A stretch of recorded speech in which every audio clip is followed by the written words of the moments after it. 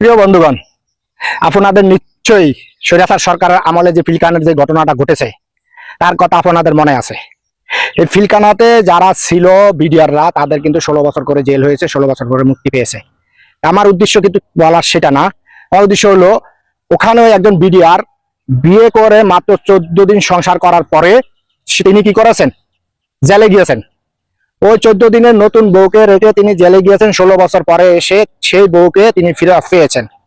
এখানে কি বুঝলেন আপনারা? ওই যে নারী, ওই যে বোন, ওই যে মা, ওই যে মেয়ে, যেই হোক না কেন, আপনারা যারা মা বোনরা আছেন এদের এই মহিলার থেকে শিক্ষা নেন, এই বোনের থেকে শিক্ষা নেন।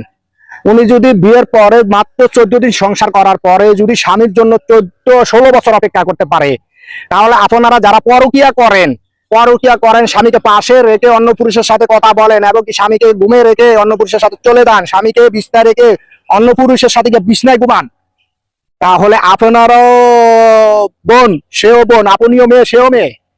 আপনার সাথে তার সাথে আকাশ জমিন ব্যবধান আছে।